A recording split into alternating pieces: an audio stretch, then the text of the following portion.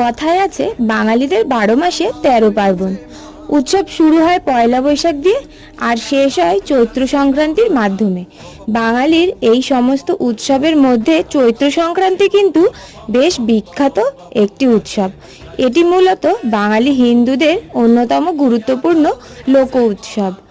Bangla calendar অনুযায়ী প্রতি বছর চৈত্র মাসের শেষ দিন এই উৎসব পালিত হয়। চড়কের ঠিক আগের দিন নীল পূজা বা নীলষষ্ঠী পূজা পালিত হয়, আর ঠিক তার পরের দিন কিন্তু পালিত হয় চড়ক পূজা উৎসব। আর এই চড়ক পূজার রয়েছে কিন্তু আরো অনেক নাম। কি সেই নাম জানো কি তোমরা? সেই নামগুলো হলো নীল পূজা, গম্ভীরা পূজা, শিবের গাজন ইত্যাদি।